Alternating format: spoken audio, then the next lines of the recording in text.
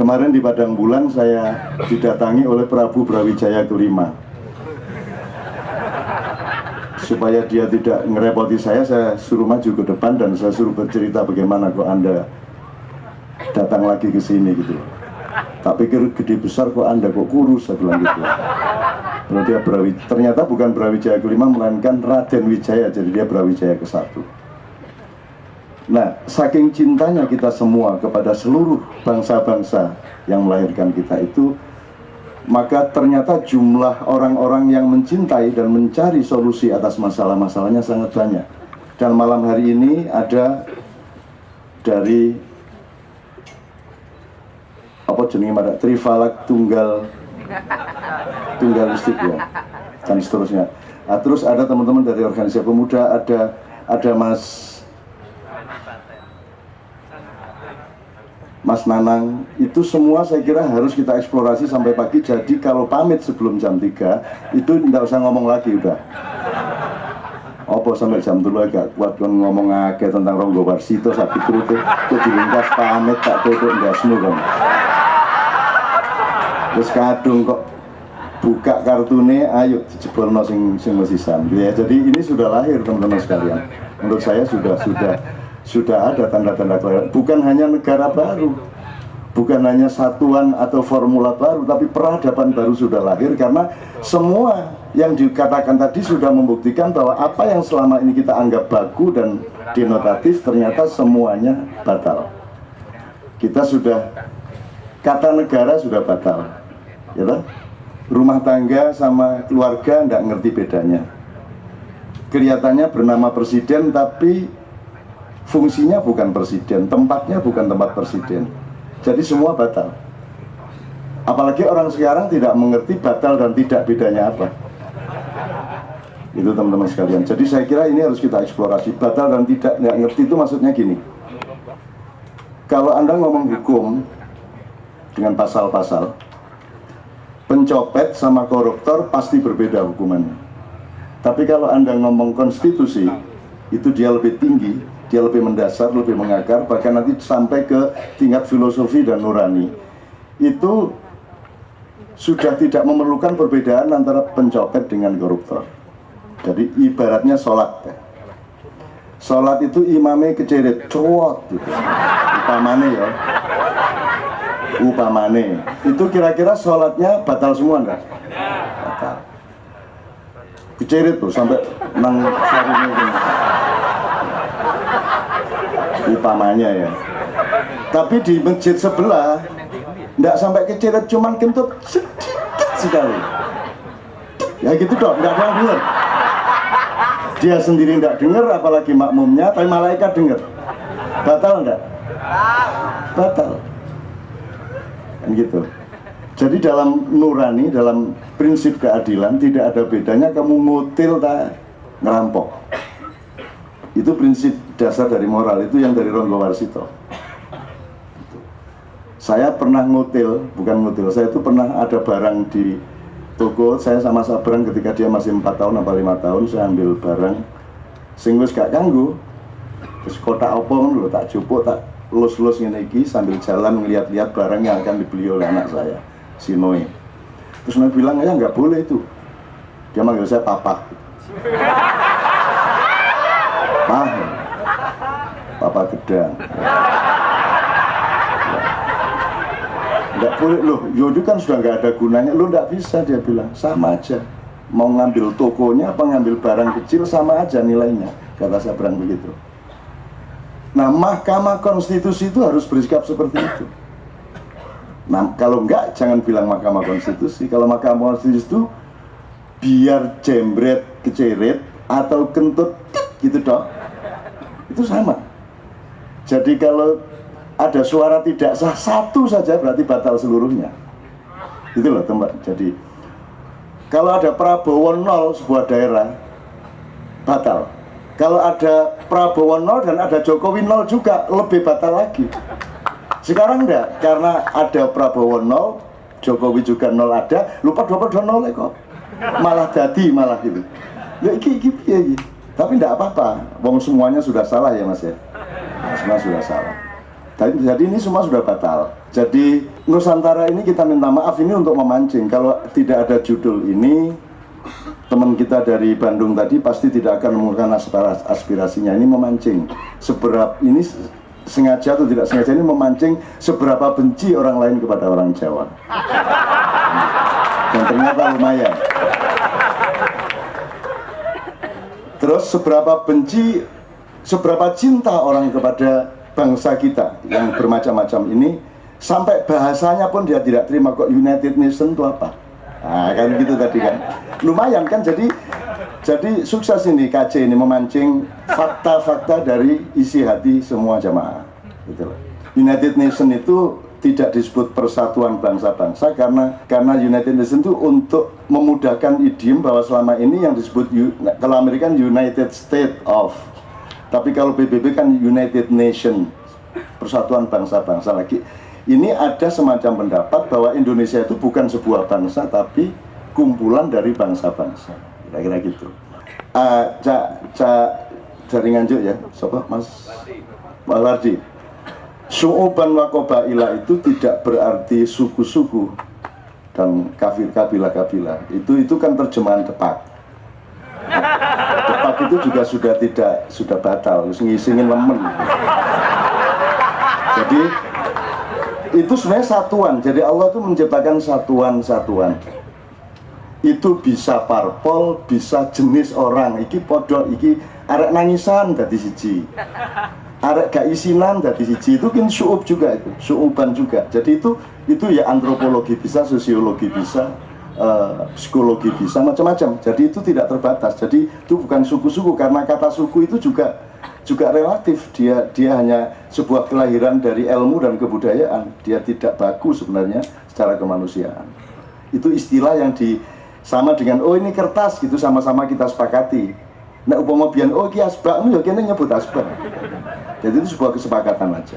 Jadi teman-teman sekalian, saya kira teman-teman akan merespon ini nanti secara khusyuk, dan ini sudah lahir. Saya kira kok lebih serius ini 10 kali lipat dibanding Sumpah Pemuda. Betul enggak? Jadi apa yang Anda kemukakan itu 90% yang saya dengar benar semua. Cuman saya ingatkan satu hal. Siapa yang kuliah hukum di sini? Tolong dari jamaah, jangan dari depan. Hendra sini, Hendra. Saya ingatkan supaya kita ngerti posisinya, supaya saya tidak disuruh untuk bikin penandatanganan pergantian nama negara terus ke MPR. Tolong mikrofonnya. Tolong Hendra jelaskan kewajiban dan hak itu gimana prinsip dasarnya.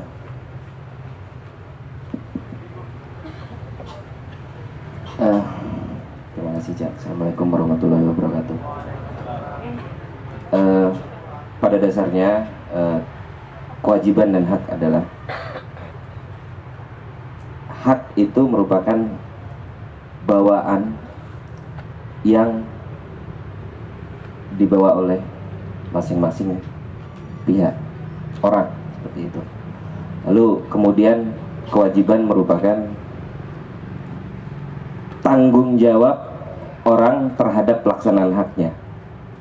Gini aja, saya agak ingin lebih masuk, lebih ke bawah. Pada posisi apa seseorang punya hak?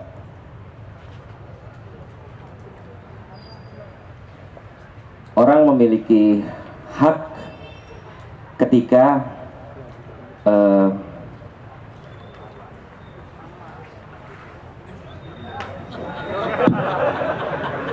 saya ingin ilmu yang af'al ya. Af'al itu artinya yang Anda alami sehari-hari. Misalnya begini. Anda sama istri saya sama istri Anda. Anda sama istri Anda tidur terus hamil, ya. Tapi kan Anda bukan yang bikin hamil, gitu ya. Kemudian janin nempel alat gitu nempel, kemudian membesar, bayi lahir. Nah, maka karena Anda ikut bekerja dalam proses terjadinya bayi, berarti Anda punya hak atas bayi itu. Persentase hak Anda atas bayi itu adalah tergantung kepada tingkat kerjaan Anda seberapa. Jadi sahammu sak piro. Kono ngilang-ngene tok njaluk hak gede. Nah, siapakah yang menyemaikan padi? Siapakah yang memuaikan janin menjadi bayi? Ibunya kah, bapaknya kah? Oke. Kalau Anda hitung haknya Allah atas bayi yang lahir dengan dibanding haknya ibu dan bapaknya, berapa persen kali berapa persen? Itu maksud saya, Hendra. Loh, kita akan aku menengah. Kira-kira 10, 90, 80, 20, kira-kira. Atau 5, 95, atau 1, 99. Tapi jelas ngerti maksudnya hak. Oke. Nah si anak, karena dia produk dari pekerjaan pihak lain, yaitu Tuhan, malaikat, bapak, ibu, dan seterusnya, maka dia punya kewajiban atas orang yang berjasa atas bayi itu, betul enggak? Nah, sama dengan Tuhan berhak nyuruh Anda sholat karena dia yang bikin Anda. Dia yang bikin tanganmu disuruh gini ya, dia berhak. Ibarat Anda harus bayar pajak ke dia. Jadi haknya seseorang adalah kewajiban orang yang lain. Jadi keterkaitan saham sebenarnya. Nah, sampai sini ada respon nggak? Anda sebagai pengacara, bener nggak itu tadi? Kalau dalam perusahaan, siapa yang berhak bikin policy? Yang berhak bikin policy adalah manajemen, dalam hal ini diwakili oleh BOD. Dalam perusahaan BOD. Apa itu? Direktur, Board of Director. Board of Director. Loh, kalau ownernya? Ownernya menyerahkan kuasanya kepada. Tapi pada hakikatnya yang punya hak. Yang punya hak, yang owner, pemilik. Nah, bahwa dia mendelegasikan haknya kepada sebuah kelompok, itu lain masalah. Sama dengan Allah punya hak penuh, tapi dia mengkhalifahkan haknya kepada manusia. Dia, ini prinsip hak dan kewajiban. Oke ya, ini nggak perlu lebih panjang lagi, jelas ya. Sekarang saya tanya, saya punya kewajiban apa sama Anda?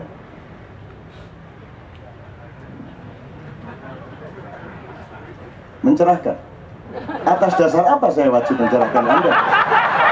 Kon gak ngekei aku mangan, kon gak melok ngelairno aku, Anda gak punya saham apa-apa atas hidup saya, kenapa saya punya kewajiban kepada Anda?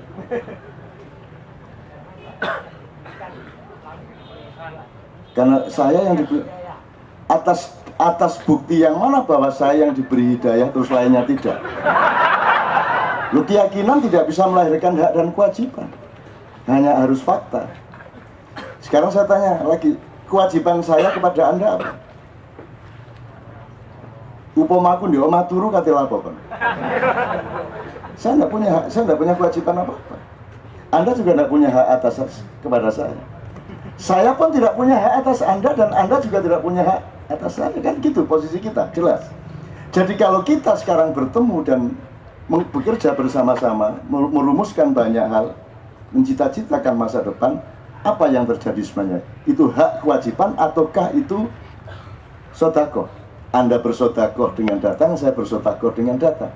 Anda bersodakoh mendengarkan, saya bersodakoh berbicara. Sebaliknya saya juga bersodakoh mendengarkan, Anda bersodakoh berbicara. Tapi ingat ya, ini sodakoh. Jadi saya sama Anda tidak punya kewajiban apa-apa. Anda sama saya tidak punya kewajiban apa-apa. Bahkan kalau Anda melihat kumpulan seperti ini, kan saya tanya sekarang, kalau kita cari aja sifat-sifat dasar, apakah di KC ada pendidikan politik? Nggak ada. Ada enggak? Sangat merupakan pendidikan politik setahu saya. Wong kita ngomong demokrasi, ngomong segala macam, betul enggak? Ya? Siapa yang sebenarnya di negara ini berkewajiban untuk melaksanakan pendidikan politik? Partai politik, Depdagri, dan seterusnya. Apakah yang berkewajiban menjalankan kewajibannya? Tidak. Sementara yang tidak berkewajiban menjalankan kewajiban orang lain itu, berarti sodakonya kuadrat. Jelas ya? Apakah ini pengajian agama? Sangat pengajian. Apakah ulama-ulama membuat pengajian kepada orang yang memang butuh pengajian? Ataukah mereka pengajian hanya kepada orang yang sudah ngerti Quran, sudah pakai peci? Kan mereka pengajiannya gitu. Menyuruh sholat orang yang sudah sholat tiap hari. Betul enggak? Menyuruh haji orang yang sudah haji. Sama dengan Golkar atau P3 atau Demokrat, kampanye di depan orang Demokrat, di depan orang Golkar, di depan podo. Lalu apa kan kampanye nang anggotamu dhewe? wis anggotamu. Mestinya Demokrat kampanye di depan anggota PKB. Dan partai-partai betul enggak? Itu namanya kampanye. Kalau kamu kampanye di depan orang yang sudah menjadi bagian dari kamu, itu jenisnya ngerocok. Maju mundur kuna tok. Sabun laris. Sing guyu sing bendina iki. Sing gak guyu sedina ping 3. Jelas ya? Oke. Jadi apa lagi, Mas? KC ini seluruh MAIA di seluruh Indonesia. Pendidikan politik iya. Pendidikan agama iya, spiritualitas iya. Budaya iya. Kesenian iya. Teknologi iya. Hukum iya, semuanya, seluruh universitas ada di sini. Apakah Forum KC punya kewajiban kepada Anda dan bangsa Indonesia untuk melakukan itu? Tidak, tapi mereka melakukannya lebih intensif dibanding yang dibayar-bayar. Anda kuliah di UI bayar semester 1 sekian, dikasih kuliah 1 jam 2 jam. Kamu kesini ndak membayar, dikasih kuliah intensif 2-3 kali kuliah cukup untuk senyum-senyum di kantor masing-masing. Betul nggak? Udah punya kesaktian, nggak bisa dihapusi orang, dan hatinya tenang, dewasa, tahu ambil jarak, tahu mulur mungkret, memahami apa-apa komprehensif, kan begitu. Anda menjadi tangguh hatinya, tangguh mentalnya, pikirannya kaya, kan begitu. Tanpa bayar. Jadi apa namanya itu? Sodako. Oke. Jadi di sini terjadi 3 lapis sodako. 4 sih sebenarnya. Saya sodako sama teman-teman yang menyelenggarakan KC. Teman-teman yang menyelenggarakan KC sodako kepada Anda. Gitu? Nah, Anda sodako kepada siapa? Saya tanya sekarang. Apakah KC punya kewajiban atas yang sekarang disebut Indonesia itu? Kan nggak ada kewajiban apa-apa. Sebenarnya yang harus berterima kasih siapa? KC, MAIA kepada Indonesia, ataukah Indonesia harus bayar pajak kepada kita?